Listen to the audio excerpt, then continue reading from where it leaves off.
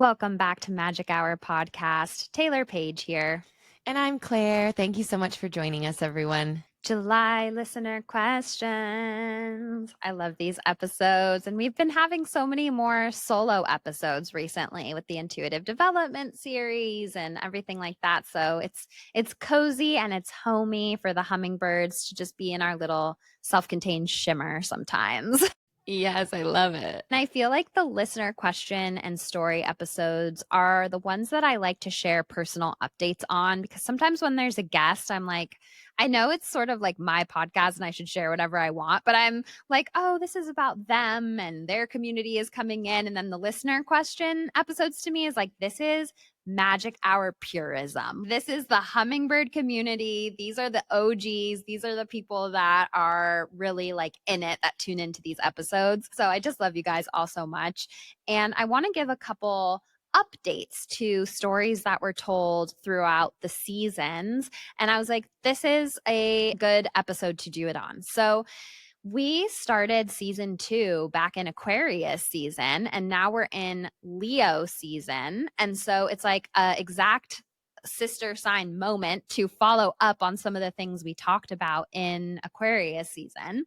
And so I don't know if you guys remember, but for the episode 201, Sitting with Spirit, I talked about Black Pearl as sort of a stone guide for us for this year and how it represented like the divine feminine and intuition and power and all of that pearl energy, which is very mother, watery, intuitive. But the Black Pearl was like the shadow, the strength, all of that. And so after I recorded that, two kind of interesting synchronicities happened with Black Pearl, which by the way, like when do you ever talk about Black Pearl? It's like not even something that's on my radar. I was so surprised when it came up in Sitting with Spirit. But one of the things was I found a ring of my mom's and I realized it was Black Pearl. And it's so funny because if you remember, I lost or it disappeared my promise ring to my angels once I got the lesson. And then I found the new ring, which was a Black Pearl ring of my mom's. And I was like, that's really interesting. And I'll have to fill the hummingbirds up with that. And then the second thing is my husband, and I swear my angels work through Ari all the time, for our wedding anniversary, got me a Black Pearl watch out of nowhere, Black Pearl. And I was like, of course. And it's this year that I said Black Pearl for the year. So that was like such an interesting synchronicity. And I just wanted to share that with you guys. I love that. I literally had never even heard about Black Pearl. So it's definitely not something that comes up a lot. And I just love the synchronicity of the rings, too, of like this other chapter ending and then this new chapter beginning. Magic. I know. Unless you're a big Pirates of the Caribbean fan, why would you know about Black Pearls? Isn't he like the Black Pearl? I guess that's true. Yeah.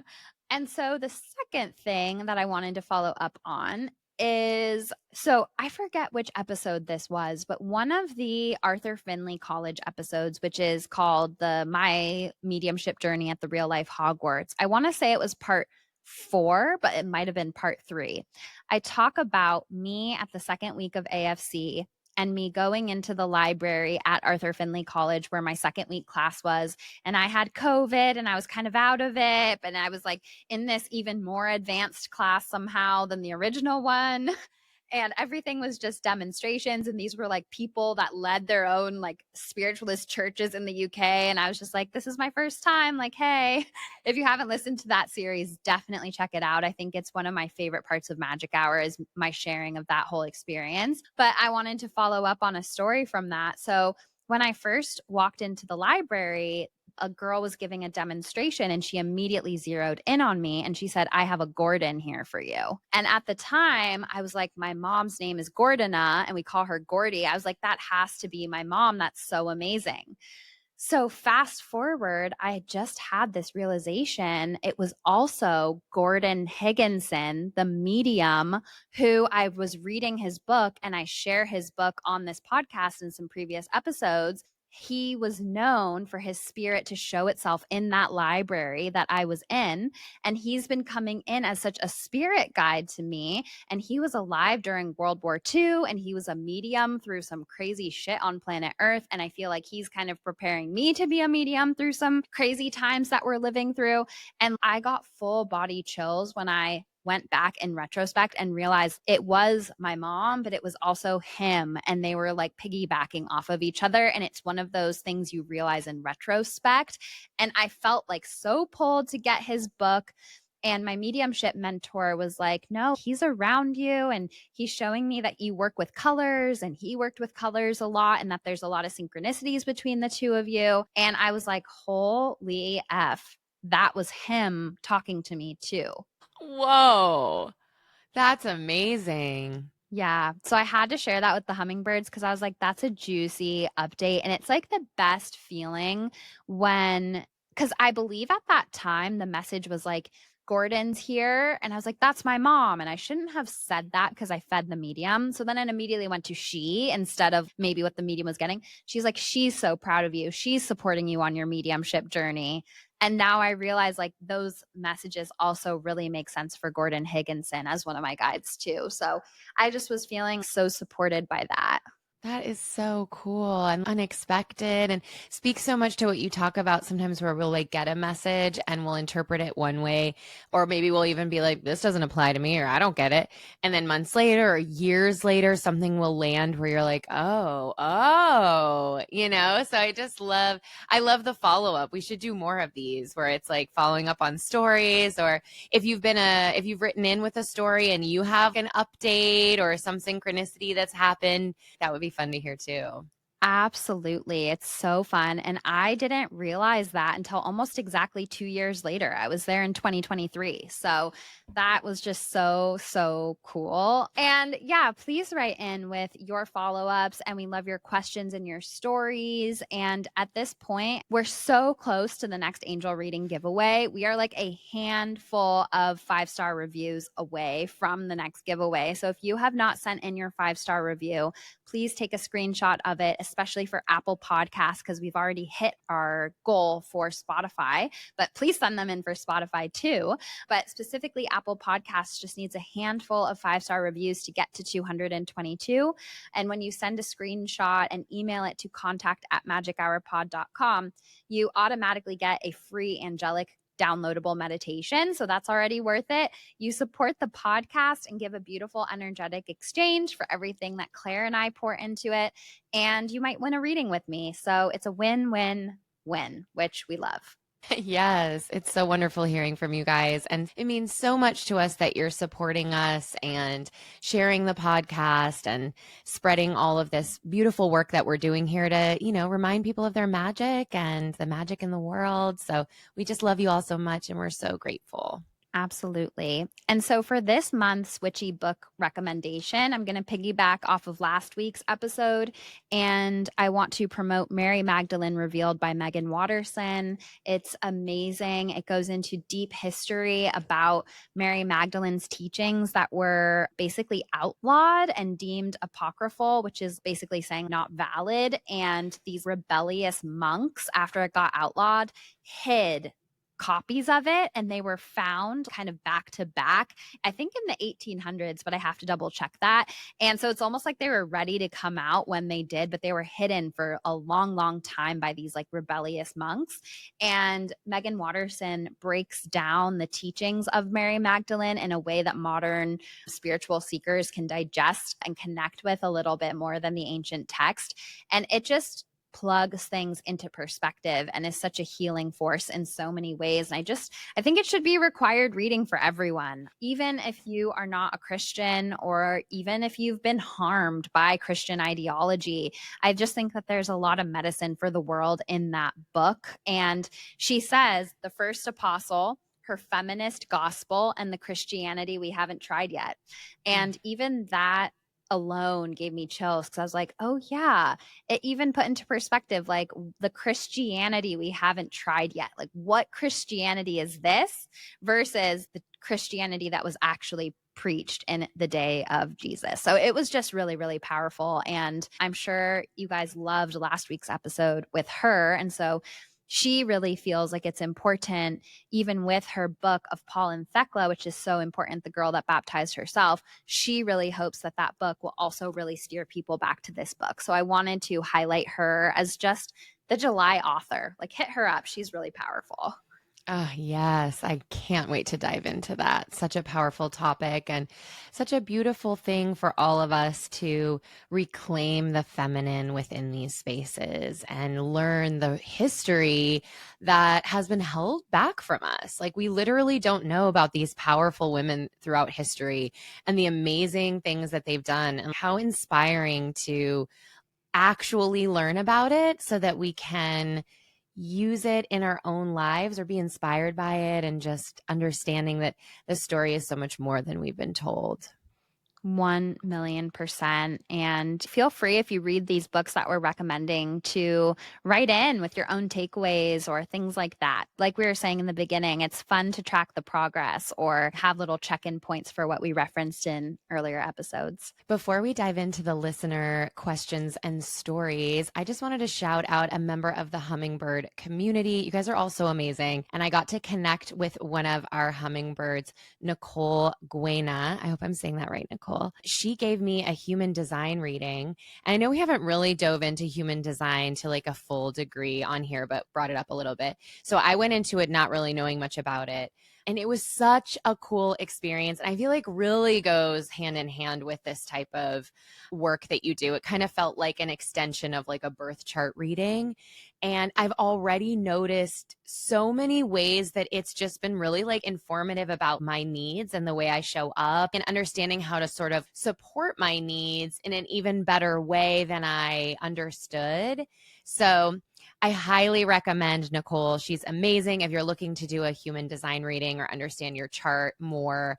She's amazing. Can't recommend her enough. We love you, Nicole. She's a big member of our community. So I just wanted to thank you and shout her out. That's so sweet. So, what's her website? So you can find Nicole on her website, which is just NicoleGuena.com. Guena is Guena. And then also on Instagram. And I believe she also has a podcast where she dives into all this information as well. So maybe we can share her stuff in the show notes. But yeah, check her out on Instagram and on her website. And she's amazing, and can't recommend you enough, Nicole. Thank you. I love that. I love highlighting other hummingbirds, and it's so generous when you guys want to share your gifts, your offerings, and your services with us. So much, much love. All right, let's get into the listener questions. We've got some good ones as always. Thank you so much for sending in. This first question is a really unique one from Maria. Hey, Magic Hour. I have a potential question for the podcast, I guess, or maybe in general. Anyway, I had eggs frozen due to a health diagnosis years ago. In that time, I have radically grown, transformed, awakened, healed. I mean, I've done it all. So, my question, and what I'm really trying to figure out, feel through, is, are those eggs now old me? Because they're physically separate from my body. Have they not undergone any of the transformations I have? Oh, and if they are old me, does that mean if I use them to get pregnant, my potential future child won't benefit from all the healing and especially the breaking of old cycles? Thanks so much, Maria. Thank you for this question, Maria. And this is so interesting. And I feel like it's going to be really relatable to a lot of people, because I feel like IVF and freezing your eggs, it's just more common than ever before, I think. And I hear a lot of people talking about it. And I'm sure you are not the only one that froze your eggs and then went through this healing journey and then felt ready to get pregnant. So I just want to say, first of all, that while your question makes logical sense, or more like the fear makes logical sense, I would recommend you to feel into your own intuition about this, because what I get very strongly is that no, the work and healing that you do on yourself is going to change everything, because you're relating to old you in new ways. It's not like all of a sudden your heart is new you and your brain is a new you and your joints are a new you. You're you, just like your eggs are you, but you're relating to it in new ways. And I also want to say, I think the eggs, the biological function of the eggs, have less to do with it than the actual spirit babies and souls that choose to come in. But even so, if like they have the epigenetic markers for trauma or things like that, you will be able to parent in a way, parent them and parent through those things in a healed way. And that's what we all need, not new DNA, new consciousness with how we interact with the DNA. And I believe it's like we've been in our grandmother's wombs, even because women are born with all of their eggs. So even when we're a baby, we have all of our eggs. So technically, our grandmothers had our mother's egg in their womb already. I think that's how it works. Is that right, Claire? Something like that. Yeah, so like when our mothers were in our grandmother's womb, they had us technically in their bodies. So all three generations were sort of present in a way. Yes, exactly. So I think that, we're born into these situations with like similar trigger points, similar tests. But the difference is that you'll be able to navigate them without your nervous system being super dysregulated and triggered. And that's ultimately how we can show up as the best parents for our kids, is like healing our own stuff so that we don't pass the same unhealed patterns of consciousness onto them. So I would say, like 100%, it's more about the consciousness and how the consciousness interacts with the physical markers than the actual physical changes that would happen from going on your healing journey. Yeah, that really resonates with me as well. I feel like our physical bodies, of course, change and move, but our energy and our consciousness feels like not necessarily contained by our bodies. So the changes that you've made to your consciousness aren't necessarily only contained inside of like the box that is your humanity. I feel like that energy can be expressed and transcend that. So wherever your eggs are, they may have also been vibrating with the change of your frequency, even though you're not like in the same physical body. I loved what you said, that we don't need new DNA, we need new consciousness. And I think our new consciousness transcends the physical realm. Yeah. And I think like when people talk about healing their womb and this and that, it's easy to think of it like, oh, I'm actually physically changing. But I think the main physical changes is our connection to stress. I think that when we're not healed, our body is in a constant low grade state of fight or flight, and that is constantly creating this low grade stress and inflammation. And that's really the biological marker. Not like we do this healing work and then all of a sudden we have a brand new body. It's how we're relating to our body, living in our body, and being more regulated in our body that makes all of the difference. Yeah. And I loved what you said too about no matter what, even if these eggs, let's say, have this generational trauma like imprinted on them or whatever, the way that we relate to things is the real shift. So, you as a mother, having gone through all of these amazing changes, like the way you're going to show up for your child or children and approach those types of cycle breaking and the things that might be carried will be the change, will be the transformation because you've done all of this work. Exactly. I love that. Thank you for that question, Maria. Yeah, such an interesting one. Okay. This one I feel like will be very relatable to lots of people. And we touch on it a lot, but why not touch on it again? So this is from Angie. Hi, Taylor and Claire. Thank you both for such a lovely, encouraging, and insightful podcast. You're both a pleasure to listen to, and I look forward to your new releases every Wednesday. Thank you, Angie. My question is this: why am I unable to connect with or experience my angels, guides, and ancestors? I've been practicing guided meditation for nearly 6 years, and I have been actively desiring to connect with my angels and guides and ancestors for the last 12 to 14 months. However, I don't seem to be able to connect. I'm not seeing anything, I'm not feeling anything, and I'm not intuiting anything. Honestly, I'm a bit discouraged. I'm wondering if you have any insight or suggestions that might help me. Thank you both so much for your time. With gratitude, Angie. Thank you for this question, Angie. This is such an interesting one. One thing that I want to say is try sitting in silence. I think guided meditations For me in particular, I get distracted by the words and they ground me back into my physical reality and they keep my brain turned on. And I know not everybody is that way. Some people can fully let go of the reins and be in a guided meditation and just float up into the clouds, but that is not me. Even if I'm giving a reading and a song comes on a meditation playlist that's just instrumental and it has one word in it, I'm back in my head because I have an analytical brain that really thinks about the meaning of words. I'm like a very slow reader. I look into everything. And so I would try sitting in silence without any stimulation and just observing what comes through and getting in the practice. This circles back to the Arthur Findlay College series that I was talking about before, but I talk in that one about sitting in the power. So I would maybe try to sit in the power a little bit more and see how that changes things.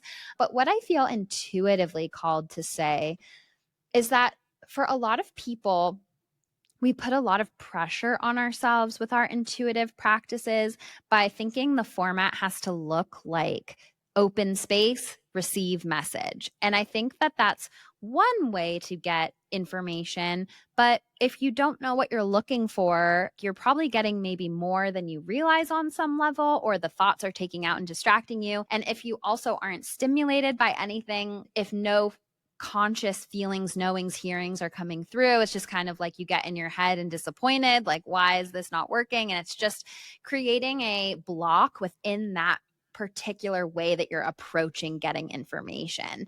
So I just want to give a couple other alternatives. One is, why don't you try taking the pressure off, finding a little bit more playfulness, and inviting your angels and guides into your creative processes? I think that that might get the wheels turning a little bit more, whether you invite them to paint with you, whether you draw or journal or write a story or dance. I think starting to let your creativity maybe lead into intuitive movement, intuitive creativity, and sort of blending the lines there might get you more into the spirit of play. And I think that that's a really good way to do it. I would also maybe say, if you're focusing on your own stuff too much, maybe just put yourself in a situation to try to intuit for someone else and see what you're getting, and maybe go into a classroom situation or practice with a friend. Sometimes when all the focus is on like our own angels, our own answers, our own guides, it can feel pressured or blocked. So I would maybe put yourself in situations to stretch a little bit and experiment and play. And then the last thing I want to say is a dream journal. And I know that I've recommended this on the podcast before, because sometimes when we feel really blocked in the waking world, our angels and our guides are like, the dream world, like here we can access her. And so even if you can't remember your dreams and that feels blocked and frustrated, just start to journal right when you wake up and be like, this is how the dream left me feeling, or this is what I'm noticing, or even this emotion came up in the dream and I don't remember anything else. Even starting to just bridge that gap between subconscious mind and conscious awareness can be really powerful for strengthening your psychic muscles.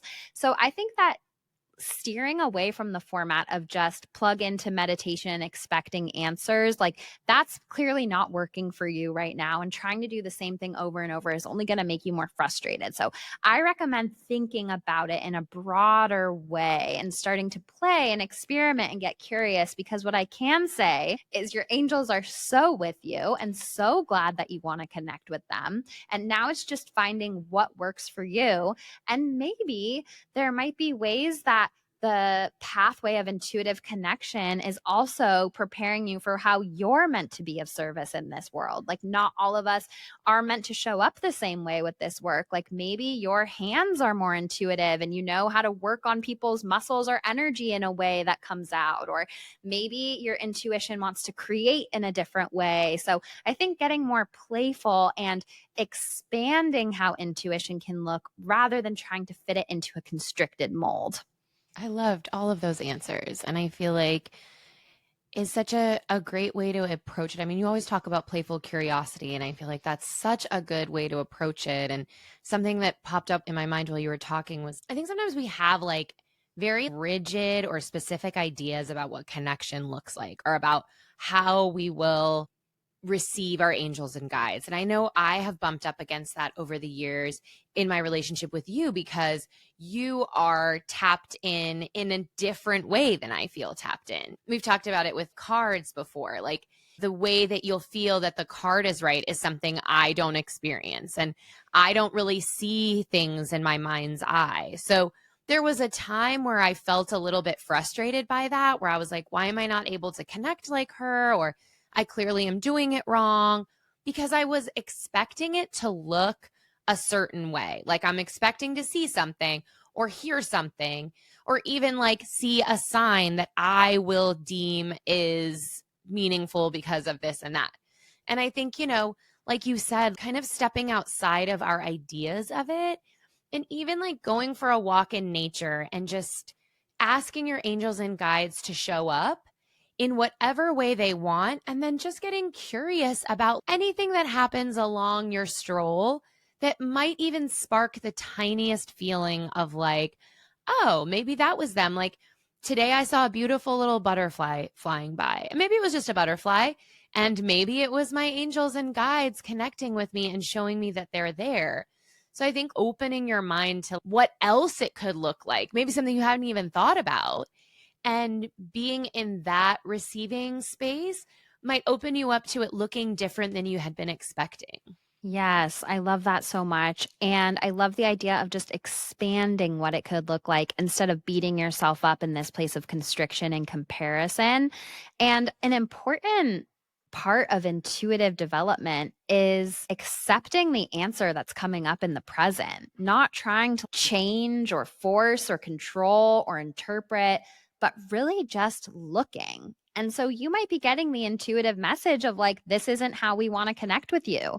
Your experience is that like nothing feels like it's coming through. So it's like, okay, I'm not going to judge that. I'm not going to judge myself. I'm just going to take that and I'm going to try something new. And maybe you'll circle back and get to the place where you meditate and have that direct connection, or you might have a direct connection with them in a different way. But I also feel called to share, and I'm sure many people will resonate with that, getting curious about your ancestral intuitive practices. Like maybe your people worked with runes, or maybe there's kitchen witchery, or maybe there's a sacred waterfall that there's like a legend there. I think there's also a joyful experience because we have this social media modern perception, but there's also all of these ancient ways of our ancestors connecting and living in communion with the language of the earth and of our guides through the earth. I'm reading this book right now called The Lost Queen, and it's so good. It's about this Scottish queen named Langorith, who's largely been like lost to history, but she's one of the most powerful female characters of her time of 6th century Scotland. But her story, of course, has been erased. And so this historian is really painting this vivid picture of what 6th century Scotland looked like. And it's so beautiful. And there are these like shamans basically called wisdom keepers. And they are in such deep communication with the land that they'll go on these nature walks, and if a bird comes in that direction, they'll like intuit what that means, and they'll change their course and go down that path. And if a crow caws from over there, they're like in conversation with the land and nature. And so for some of you guys, if you're feeling like I'm not connecting to these higher dimensional planes, and I don't mean higher as more ascended or better, I mean it as a different frequency of connection that's more tied to the top of the crown chakra. If you're not feeling connected to angels and guides, there might be other realms that want to connect with you, like nature spirits and animals, and the land might be calling. And so I think it's an exciting time to explore where you do feel in flow and connected and like you're getting intuitive information and feel supported. And usually when we open up and crack open one area, it only strengthens another as well. Yes, I love that. And I feel like it circles back to what you were saying too about like, we all have unique intuitive gifts.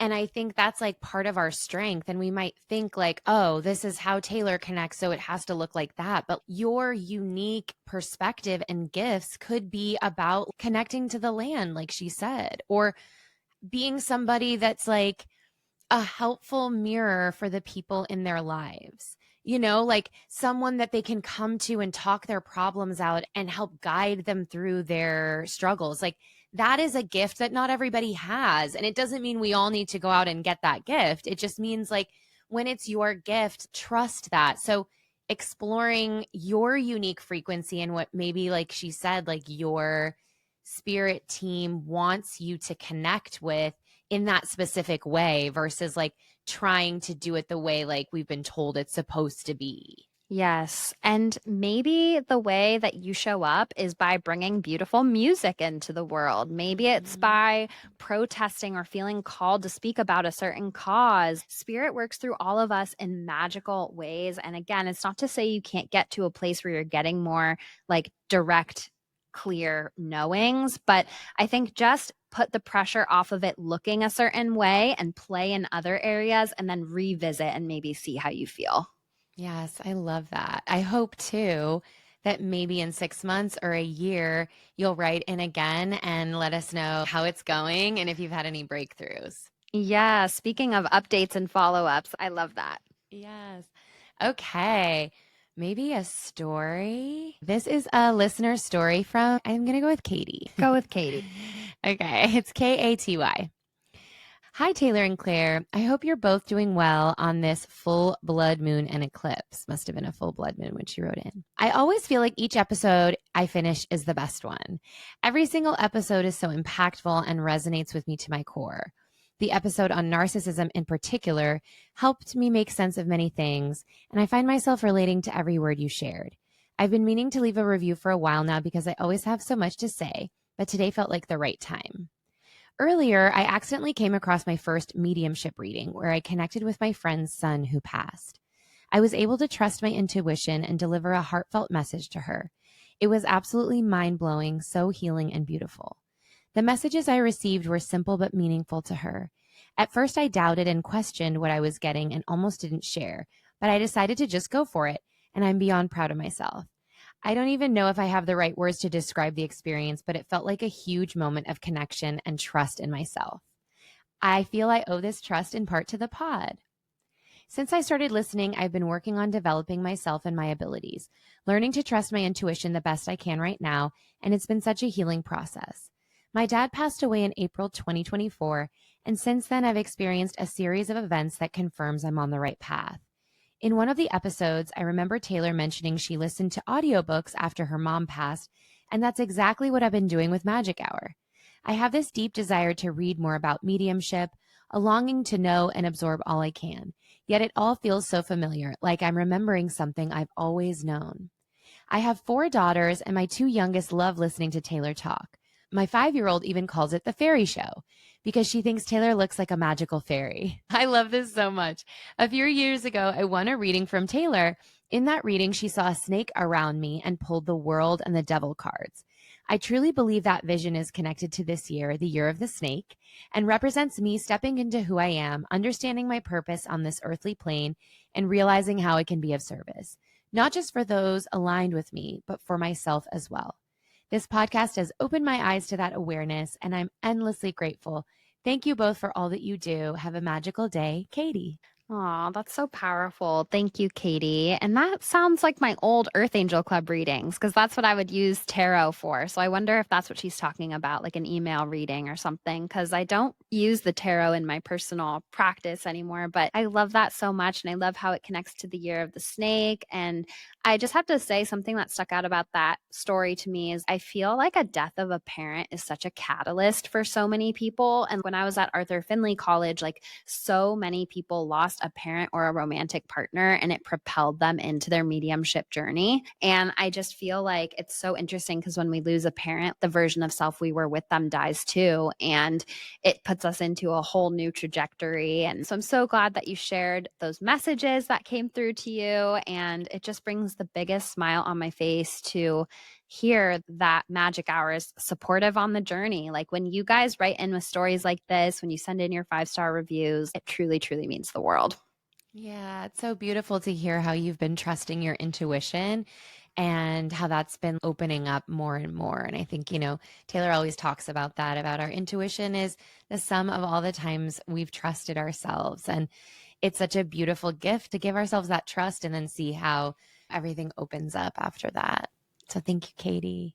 Before we move on, I just want to say it's so cute. Her daughter is calling it the fairy podcast. That like made my entire day. I know. And this was before we even did the fairy episode. I think she wrote in before that. So I know that her daughters loved that episode. That's amazing. I just love too that she's connecting with her daughters over the podcast as well. And a few of you have written in about that your daughters enjoy it, or that other family members, or you listen with your mom. And such a beautiful thing to come together on. Makes me so happy. Okay, this is another interesting one from Liz. Hello, Taylor and Claire. Here's my question. I'm wondering about masculine versus feminine energy. What do the two types of energy feel like? How do you know when you're using one versus the other? Is it ideal for a person to have an even balance of the two? I imagine certain activities may require more of one type. How can you tell if when you're out of balance? What can you do to cultivate each type? Thank you both for all your work on this podcast. It's such a positive and enlightening place to spend time. Thanks, Liz. Thank you for this question, Liz. And this is such an interesting one because I feel like masculine versus feminine energy can be a topic in the spiritual world that can be helpful sometimes, but can also be thinly veiled patriarchal PR. And I mean, first of all, every single person has quote unquote masculine and feminine energy. But I think that what feminine energy has been distilled down to is patriarchal PR in a lot of ways, like I was saying. And when I read God is a Woman by Merlin Stone, or When God Was a Woman by Merlin Stone, she talks about pre patriarchal societies that had like sun goddesses that were women, goddesses of war and aggression and death, goddesses of like ferocity. And so I feel like we associate feminine energy in this modern world as like, receptive, intuitive, and kind of yin. And then we see masculine as like yang, exertion, getting what we want, moving forward in a more aggressive way. And I think it might do a disservice to men and women to think in that duality, because whatever a woman does is inherently feminine and whatever a man does is inherently masculine, and both forces live within us in some way. So I think gender itself is like such an intricate topic that I'm not an expert on. And I know there's people who devote entire careers to dissecting and deconstructing this. So if somebody wants to write in, I'm more than open to hearing that. But I think what the helpful part of this conversation can come down to is maybe taking it away from feminine and masculine and gendering these ideas, because I think that that can create restrictive labels and boxes. And I think as women, we can be so hard on ourselves if we're not being quote unquote feminine enough. And then I think men have this pressure to be masculine, and it's all just like not authentic. And I think that when we listen to the truth of our body and our heart and our intuition, there is no feminine masculine polarity that we have to worry about balancing. We just have to listen to the truth of our heart. So I think finding different language to label these concepts as, whether it's yin and yang or whatever that balance is of energy versus rest, or whatever, like we're all kind of saying is feminine versus masculine. So I think that there's sort of this modern day narrative that's really like promoting feminine energy as kind of like homestead energy. And there's absolutely nothing wrong with a slower life calling to you. And I think we do need to find safety and spaciousness. And I do think leaning into yin energy is really beautiful. But I don't know if that's the same thing as feminine energy, because women can be protectors and providers and warriors. And we are so strong, and women can also do a very good job as being leaders and going after what we want and being yang as well. So I would change the terms to how can I balance my yin and my yang? How can I tell when I'm out of balance? Because I know there's a lot of conversations around this today where people are like, you need to be more in your feminine, you need to be more in your masculine. And I just don't resonate with them on 100% level, because I think there's internalized patriarchy and capitalism like screaming its way through those conversations. And this isn't a judgment for people that resonate with it. I'm just saying I personally don't. So I would say, like, check in with the truth of your body. When do you feel like you're burnt out? Because that might be too much yang energy. Do you feel like you've been too restful and you've been procrastinating and you're sort of just waiting for things to happen? Maybe that's too much yin energy. But I think there's no need to overthink, over label, or over limit with these ideas if you're listening to the truth of what your heart is telling you, your intuition. And we all have authentic energy. And I think, it's interesting because growing up, Mulan was my favorite Disney princess. I'm like obsessed with her. And I think that it's maybe my Scorpio sun and my Aries rising. Like, Mars is the ruler of my birth chart. Mars is the masculine. We all have Mars and Venus in our birth charts, which is masculine and feminine, technically, if you're using that language. And I am a woman ruled by the masculine archetype in my chart. And I'm obsessed with Mulan, and I'm obsessed with how she's a fighter, and I'm obsessed with how she broke traditional gender roles and paved her own path. And so I think that, again, it's not saying Mulan is any less feminine. It's just showing that that's her unique, authentic frequency, is being more in her yang energy, maybe. And so I think that it comes down more to authentic expression and listening to the truth of our heart than trying to just worry about another thing that we have to work on and balance and be aware of. Yes, that's a great answer. And I think actually Mulan is such a perfect example of what you were saying, because Mulan was trying to be her authentic self and kept being told, but that's not feminine. And you're a woman, so you must be this other way. And then she ended up saving the whole country, I'm pretty sure, after she had to hide as a man to be her authentic self, which to me just demonstrates that our ideas of what a man is or what is masculine and what a woman is or what is feminine are just almost, like you said, like a cage, a restrictive set of rules that we're putting upon people that stop us from finding our authentic selves or stop us from being able to show up as our authentic selves. And, I think, like you said, this idea that women are soft, for instance, and men are brave and tough robs men of the experience of being soft. And I think it's like an epidemic in our society that men have been told they cannot be soft. And we're seeing that it's having terrible effects on them and their relationships and their relationship with self. And so I love that you expressed that we should take it out of those terms. I think there is something to explore about that yin yang energy, ungendered, or about the difference between being soft and receiving and being more brave in a moment, or more of a leader, or more of a go-getter, or more of a doer. Those are energies that don't need to have any sort of gender to them. I'm such a go-getter and such a doer and such a leader. And I'm also very soft, and I love to receive, like, because those are the balance of elements within an authentic human being. And I have the freedom and joy to be able to express myself through that entire spectrum of energies. Thinking about it more, like Taylor said, like balancing those types of energies without the labels of this is masculine or feminine, I think will be a better or more expansive way to approach all of that. Yeah. And I think where this conversation has some value too is that we are living in a patriarchy as women. Our hormones are different. We're on a 30-day cycle instead of a 24-hour cycle.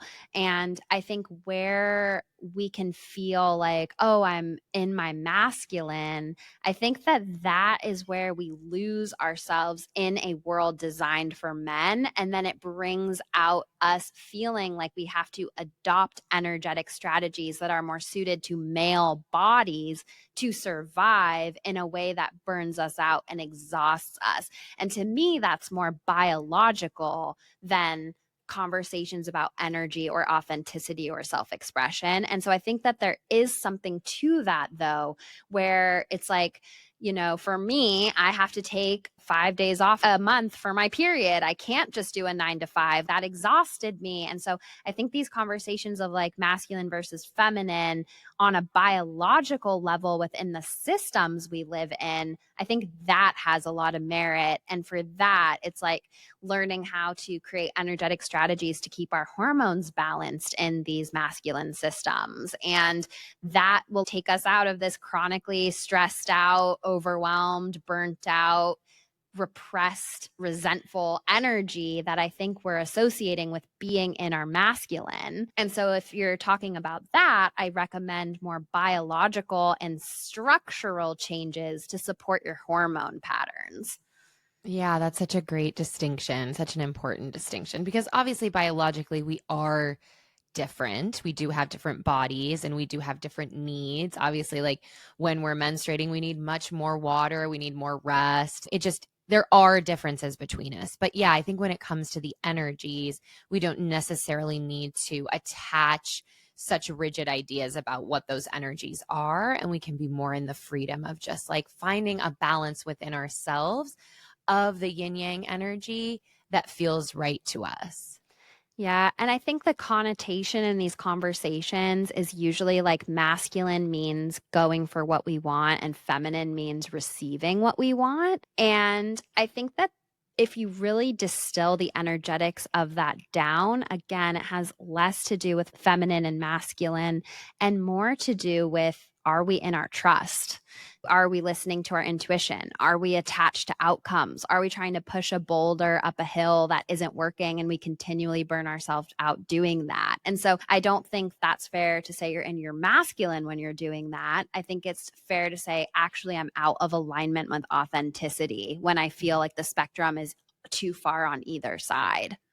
Yes, and that's such a great practice of intuitive connection. Am I out of alignment? Because it doesn't need to have a label of why. It's just about feeling into like, am I feeling aligned? And if so, am I pushing too hard in this direction or, not efforting enough in this way? And that is an ever changing exploration of like our authenticity and how we can more authentically show up in each day and each moment.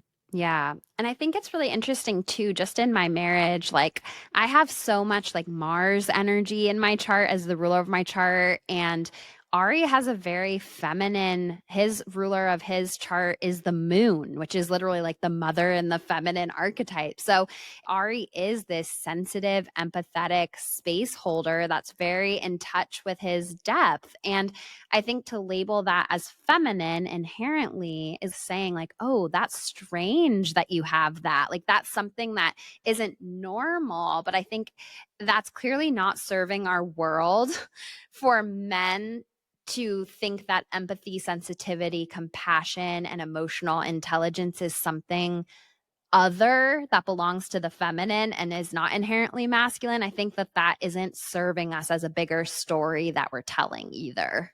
Yes, I'm so passionate about changing that narrative because it is doing a disservice to all of us. And, it does a disservice to us when we try to connect with men, but it also just does such a disservice to men to cut them off from like half of their humanity. We are all dynamic beings that have passion and softness and tenderness within us. And when we tell people you are this way, you need to be this way, we don't allow ourselves to show up authentically and to be embraced for all of our authenticness, not for the way that we've been told we should show up. I think that is such a trap for both sides. And I really hope we can move into a world where men are celebrated for their tenderness. To me, that is the ultimate show of strength. when someone can be in their vulnerability and express, like, I'm having a hard time or I'm hurting, it takes such unbelievable strength to admit that and to be in that pain. And so I really hope that we're changing this narrative for all of us, but particularly for men. Yeah, and I think we absorb so many subconscious subliminal messages, especially in the way we language things and speak about things, and words are so important. And, this happened a while ago, but when Trump and Elon Musk were fighting, people were saying they're fighting like girls.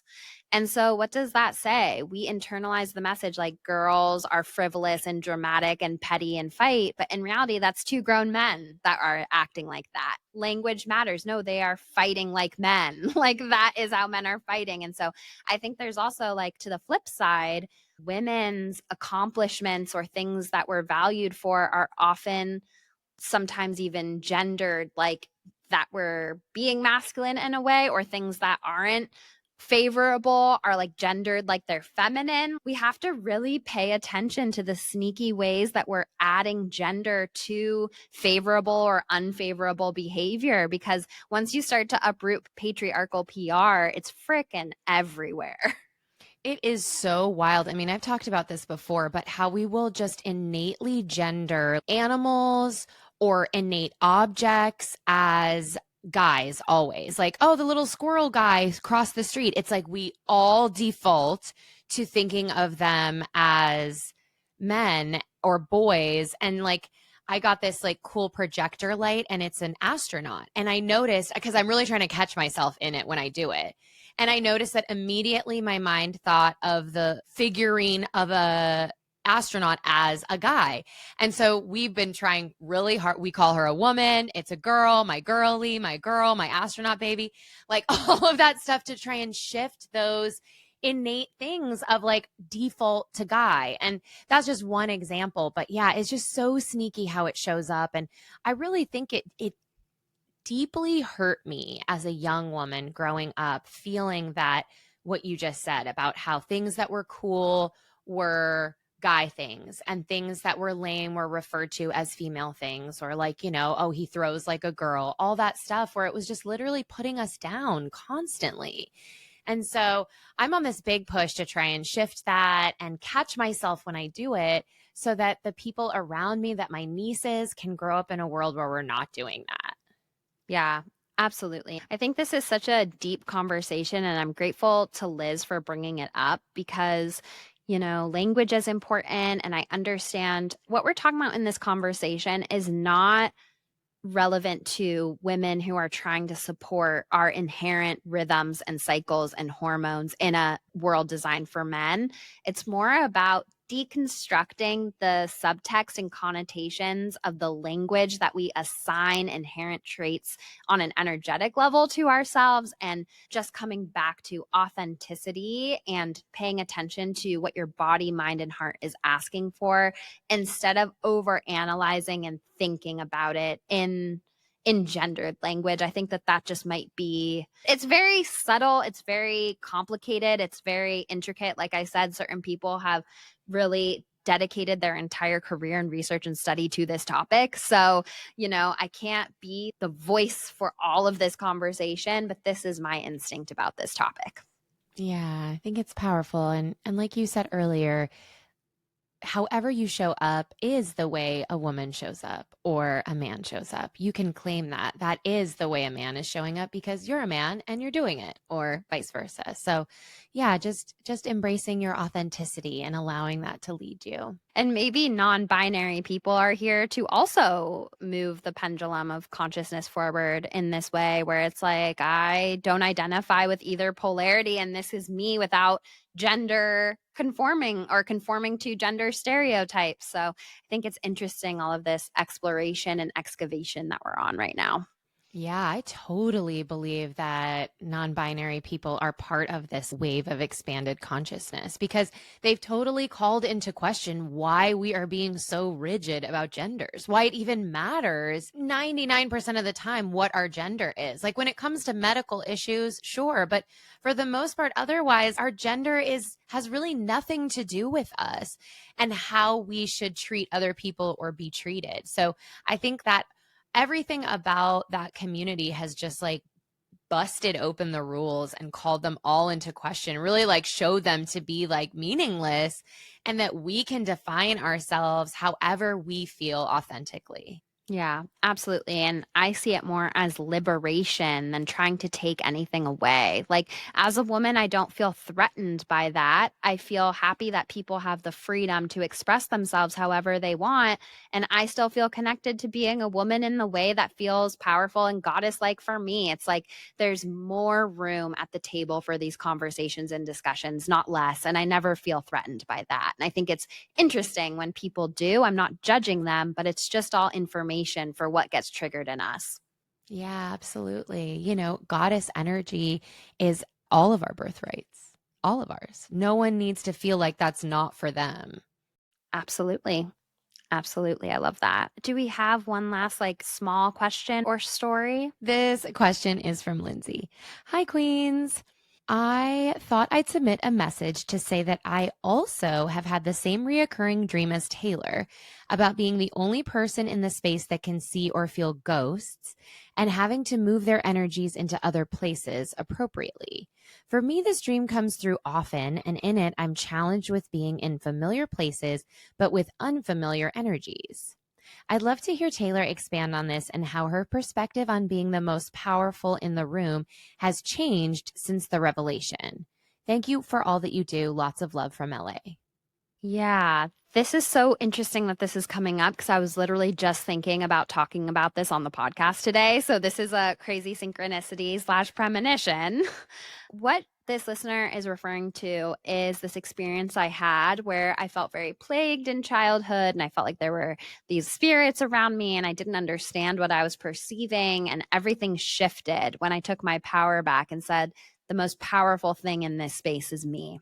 And when I really owned that and claimed that, all of those fearful experiences stopped because I believed that to be true on even a subconscious level, that even in my dreams, when I would have nightmares about this, it would stop. And so I want to expand on this a little bit. And I have to be kind of careful with how I talk about this because not all of it is my story to share. But what she's talking about too is that I've had these reoccurring dreams my entire life where there were ghosts everywhere in my family home and I was the only one that could see them. Or there'd be ghosts in the car with certain family members and I would be the only one to see them. And it was always up to me in the dream to like vanquish the ghosts and use my magic to get rid of the ghosts. And I think when you're having that, and of course, dream interpretation, I would have to be like in a session with you to feel deeper into this. But what came up for me and the themes of seeing ghosts that no one else can see, I think one, it's very powerful and being like, yeah, there's psychic currents around me and spirit people and mediumship. That's like the obvious layer. But what came through so strongly for me about my dream and what the true meaning was is that I could see the ghosts that haunted my ancestry that no one else was willing to look at. I could see the pain, the wounding, the ghosts that haunt us. And when I talk about ghosts, ghosts only have power if we believe in them. It's our belief that like powers them up. And ghosts don't exist if we don't drag them from the past with us, is what I'm trying to say. So when I was having these dreams about me being the only one seeing the ghosts in the house or seeing these spirits in other places, it had less to do with actual spirits, although there was a layer of the message there of like, yeah, you can see the spirit world and, go towards that. But it had more to do with I can see the wounded patterns of ancestral consciousness that is haunting this family. And no one will see it but me. And through my magic, I will remember that I am the most powerful force here more than these ghosts and this inherited wounds, and I will vanquish them through my magic. And that was such a powerful download for me when I finally understood the message of my dream. And so I think when we're in this dream situation where we're the only ones seeing ghosts, the obvious layer is the mediumship, like I was saying, but there's something else that is haunting these people, this spaces, this ancestry, this world, and we're the only one that can see it. So we have to heal it feel it, get the message from it, and make a new choice so that we don't continue to invite these ghosts into future generations. Wow, that was powerful and such a cool way to receive what otherwise might have been kind of a scary experience for you. But I think it's so resonant that the message was that you are basically the cycle breaker. And I love that you said, like, through your magic, you will heal kind of these ghosts of our family. So I think whether or not you're having dreams like this and like Lindsay is having, I think we're all kind of doing that to a degree with the past and with our family line. Like, we have this opportunity with our magic to make a new choice and to change the story moving forward. Yeah, and it can be really lonely to be the only one that can see the ghosts. And it's not that the other people in the dream don't have the ability to see the ghosts, is that they're choosing not to see the ghosts and instead feel haunted by unseen forces. But when you can actually see them and identify them, you can take your power back from them.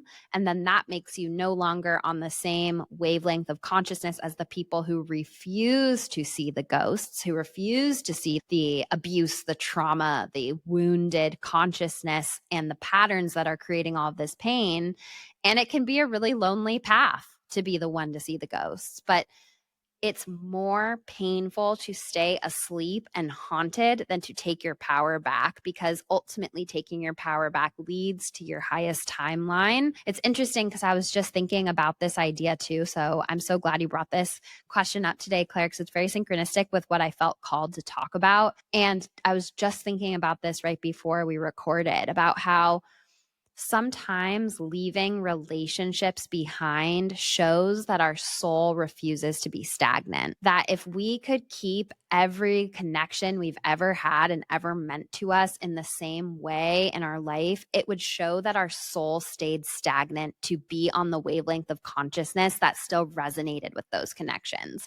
And so, as painful as it is to sometimes relate to people that you, a previous version of self, looked up to or loved so deeply or felt so connected to, sometimes when we don't feel that anymore and the grief of that comes up, the flip side of that is taking pride in the new version of self that won't let yourself co-create in that relationship in the same way anymore. And it's a major indication of soul growth when we feel safe to relate to a relationship in a different way. Even if that relationship used to meet our needs, it no longer meets this version of self's needs. Wow, that's so powerful, Taylor. I feel like I need to meditate on that tonight. But yeah, it is kind of lonely, I think, but it's also, and I feel like your story is such a perfect example of this. Like, as soon as you chose to assert your power and face it, it disappeared to a degree, or like the scary things in your closet or the things that you were experiencing like dissipated. And I think that's such a powerful thing to remember. A lot of these ghosts that we're carrying around with us, or this baggage, or these shadows that we don't want to look at, it can be really scary and initially painful when we face them, but I feel like they dissipate so much quicker than we think they're going to once we finally face them.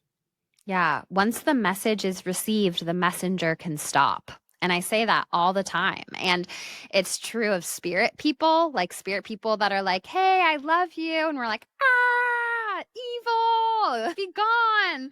And it's like, oh, okay. Or, hey, you have mediumship abilities. And it's like, ah, like a demon is following me around. It's like, no, no, no. It's okay. It's probably just a spirit guide trying to wake you up to deeper abilities. Or like an emotional ghost that has been haunting generations of your ancestry. It's like so much harder to stay in fear and powerlessness to unseen forces than just to say, I am the most powerful force in this room on all dimensions for any unhealed ghost, whatever form it's taking.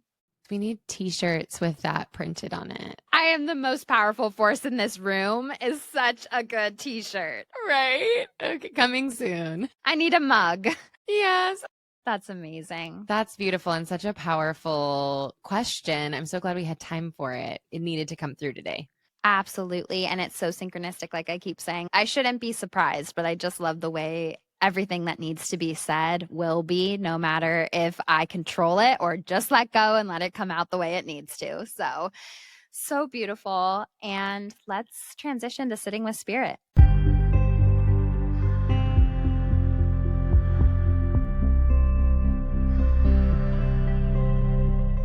Do you love Magic Hour podcast and get a lot of value out of this space? As of now, we have created 60 plus episodes. So, golf claps all around. I love this community so much.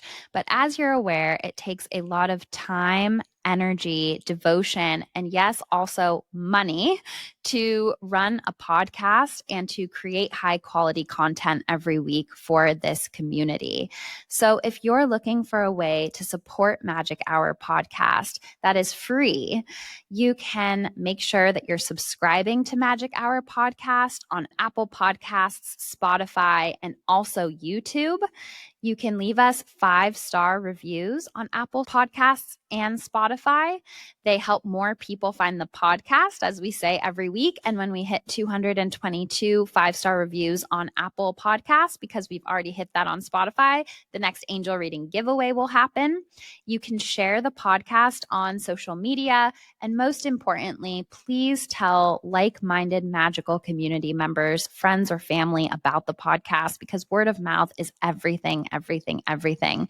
We so appreciate the support of this podcast, and your support in this time period before we have sponsors is allowing this project to continue on for the long term and to be sustainable for me. So I really appreciate the community support. I love you all so much, and make sure to screenshot and email your 5-star reviews and your YouTube subscriptions and sharing the podcast on your social media to contact@magichourpod.com. And those are all submissions to enter the reading giveaway with me. And you'll also get a free downloadable Meet Your Angels, Deepening Your Connection with Your Angels meditation. So thank you so much, everyone. And cheers to Magic Hour, hopefully continuing for a long time to come with our community support.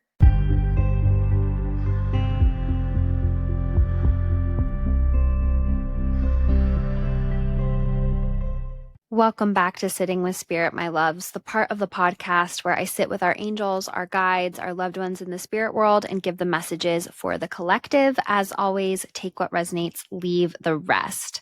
So, full disclosure, I am in a moment where my body is massively pressing the brakes, and I've been sitting with that and tuning into it. And it feels really relevant to the collective energy right now.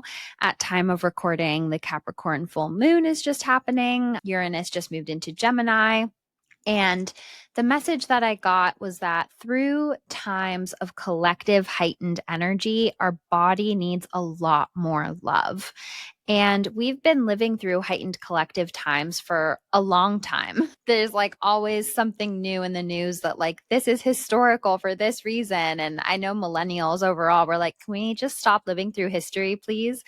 But there is just a message here of if you're feeling a little overwhelmed, if the sponge of your physical body feels full, there needs to be a moment to wring out the sponge, to take care of yourself, to give yourself permission to do less than would be possible if it wasn't such a heightened collective moment. And so as I was tuning deeper into this, my angels were bringing up the throat chakra. And they were saying that for so many, when we think about tuning into our truth, we think about our mental truth, our emotional truth, our spiritual truth. But very rarely do we listen to the body's truth. And they were showing me that the throat chakra is one of the most important energy centers because it connects our upper mental and spiritual realms with our lower physical realms. It's the bridge right in the middle. And so it's very important to consider what is my physical body's truth? Is my truth that I am tired? Is my truth that I need more water? Is my truth that I actually have more energy and I'm procrastinating going for a walk? Like, what is the truth? And on a deeper level, what is the truth somatically and of stored emotions? I feel like so many of us, our truth is, I feel a little bit of anxiety in the heart chakra right now. But instead, the mind is going to be like, I'm fine. I'll power through it. I'm sure it's great.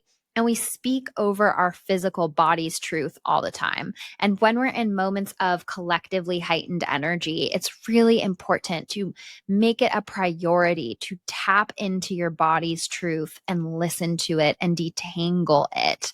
Because so often we treat our body like the vehicle that it is. And we get so frustrated if it doesn't show up exactly how we want it to, that we try to override it with caffeine and, pills and escapism and all of these things. And it's just really important to honor our body's truth as much as our emotional, spiritual, mental truth, because as a collective, we haven't really been taught to do that. And it hasn't really been a priority. And it leads to burnout, autoimmune stuff, stress. It's very, very important to listen to the whispers of your body so it doesn't have to scream.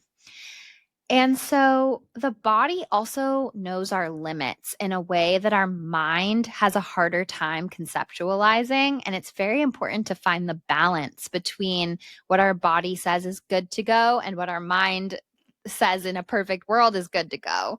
And so, with that being said, I feel like another part of living in collective heightened times and this message about giving extra love to our body and grace to our body, there's a lot of energy leaks that are happening, a lot of subtle energy leaks. And the truth of your body might be, it's not sustainable for me to constantly be in fight or flight.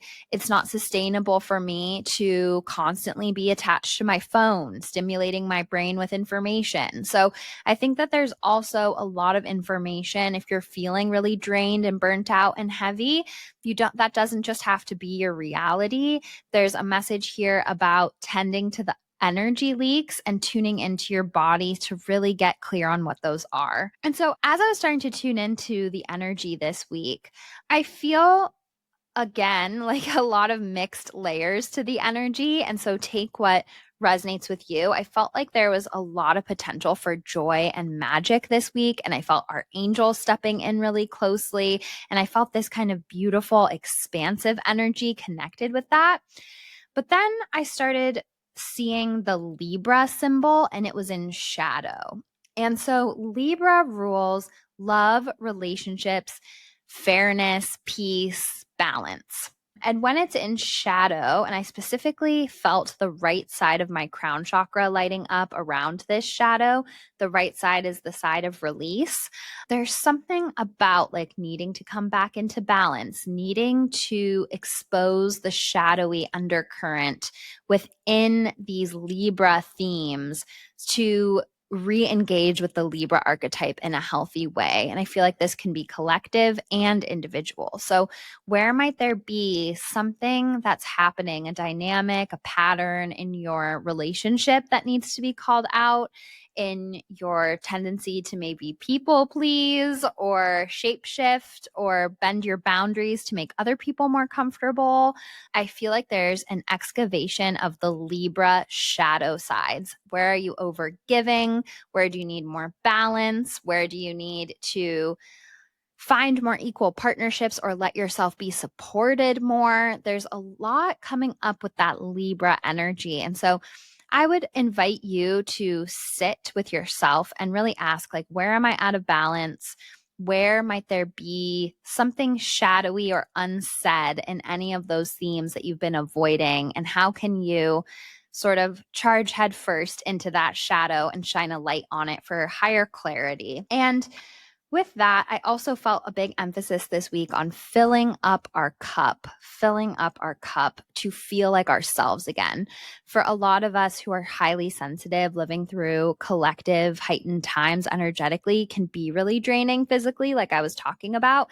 And when our physical health is off, it affects our mental health and our emotional health too. All of our systems are interconnected. And sometimes when we're feeling a bit heavy or burnt out, we don't feel like ourselves anymore. We feel kind of low grade anxiety. We feel frustrated. We feel like we should be doing more than we are. And I feel like right now there's a big call to just taking care of yourself, filling up your cup, giving your body what it needs. And the message that I get is that we aren't just trying to feel like ourselves again. We're actually in the process of being upgraded. And for a lot of us that are feeling this low grade anxious feeling or this heavy or this burnout feeling, I feel like our chakras are almost expanding to reflect how the collective energy is expanding in these heightened times. So I think there's a lot of kind of physical system upgrades while the energetic is changing to reflect that. And we really just have to be kind to ourselves and give ourselves what we need through that time. So I decided to pull a card for us this week, and I pulled the Desert Prince as an ally. And the Desert Prince is the card of being in survival mode. And I found it really interesting because there's a big lion on the card. And I know by the time this episode comes out, we'll be in Leo season. And so there's something here about like strength and your angels acknowledging how strong you've had to be and how you've been powering through. And there's just a lot of love from your angels to you for giving you this pat on the back because I feel like you've been making it through with not as many resources. Like the Desert Prince as a card, as an ally, is showing how resourceful you've been, how in many ways you've had to have your own back, how you've been moving through the desert, but it's time to find the oasis now. It's not a badge to struggle or suffer. It's time to find the oasis. I feel like this ties into that burnout message and kind of feeling heavy in your physical body and that nervous system and energetic leak that I was talking about. When we're constantly in survival mode, which is really the message of the Desert Prince, it's a card about survival mode. When we're in this state, it's really hard for us to hear our intuition, to feel like ourselves, to fill up our cup. We can get addicted to the stress of being in survival mode. And I feel like so many people have been in fight or flight recently, and it's part of that collective heavy energy as well. And so there is this sense of creating boundaries and retreating to the oasis and meeting your needs to the best of your ability. And lion as an animal guide is like courageous, heart led, a leader, remembering to be the CEO and the boss of your own life. And so if you're in this place of like constant fatigue, where are you accepting scraps from life? Where are you wandering through this desert where you are accepting the bare minimum? And what does your soul need to feel nourished, not just to survive, but to feel nourished? And the answer might surprise you. Perhaps we're navigating a Desert Prince survival mode moment because we're chasing outdated dreams or trying to cling on to attachment to outcomes. But really tune into that truthful, small voice in your heart. What do you need to feel nourished as this new version of self is being expanded? It's not even a rebirth per se, it's just an expansion. Going into the mediumship, I was connecting with a woman in the spirit world, and I felt like she suffered while she was here. I felt a lot of pain and agony and intensity with her. I felt like she struggled physically, mentally, emotionally. The word I would use to describe her is troubled. And I feel like she had a lot of pain on every level. And I heard the name Teresa, and I felt like there was a connection to that name with her. And I also heard the name Victoria. And I felt like she was very enmeshed with a gentleman in the spirit world as well. And I felt a lot of abuse on both sides. It feels like they were caught up in this pattern of being really abusive to each other. And the message that I got is when you are enmeshed in a cycle of toxicity, you don't realize that it isn't normal, especially if you're born into a family that was super toxic. It takes a toxic and abusive.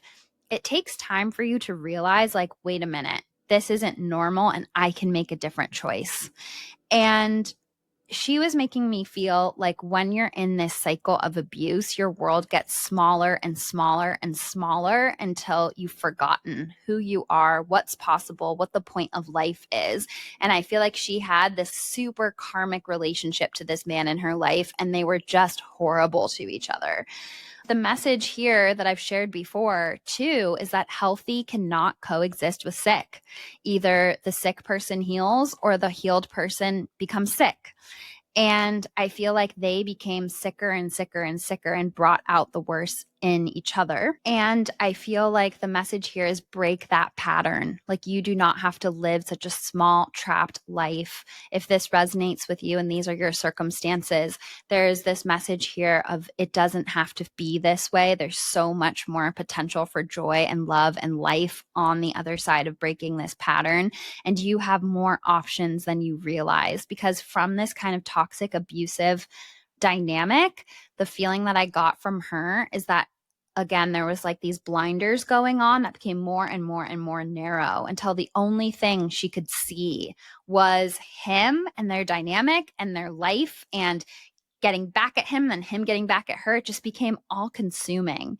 And I feel like there's just this sense of your spirit wants you to stretch. Your spirit wants you to stretch your wings, to remember your wings, and to remember that if it seems like you're stuck in a cage, the top is open and you have wings. And especially, like I was saying, if you're born into a family where there is especially kind of covert narcissism and a lot of enabling and a lot of toxicity, it's so easy to forget that that isn't normal. There's just this sense of your angels wanting you to take up more space, to stretch your wings, to feel safe, to know that taking the leap into something unfamiliar is so much more in alignment than staying in something that you know is dimming your light and making you feel like you have no options. And I feel this sense of like their souls on the other side being in a really interesting dynamic of healing and mirroring. And it just almost feels like they created this storm that other people would get caught up in too. Like, there's this feeling that she gave me of the abuse and the toxicity being so all consuming. I don't even know the right words to articulate this, but I think we can almost have this addiction to this other person, to this cycle of abuse. And I'm speaking as somebody who was in a very abusive relationship as well for almost 5 years of my life. But I just feel like we have to deprive ourselves of like the drug at first. It's not calling abuse a drug, because that's not really right, but it's more the way that our physical body is existing off of the stress of it. It's not even like an addiction to the stress. It's more like our body is expecting the stress, and it can feel really unsafe to leave that stress or to sit in silence and spaciousness. So there's just this message here that I want to end with of stretch your wings. It's time to fly. It's time to make a new energetic choice. And there's so much more potential for magic and love outside of that dynamic. I also want to say one last thing too, is that I also feel like for some people that might be in their family lineage, like their parents might have had that relationship, and we've internalized a lot of those patterns, and we're the ones to feel it and heal it and call it out. But there's also a sense of like deconstructing how witnessing and growing up around that is affecting our choices and how vulnerable we let ourselves be and the people we let into our life, and where we also might be cycle breakers for that pattern.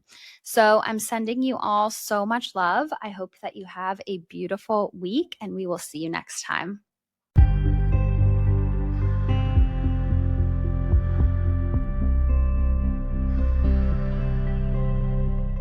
For more information on Taylor and her work, go to angelsandamethyst.com or connect with her on Instagram at angels_and_amethyst.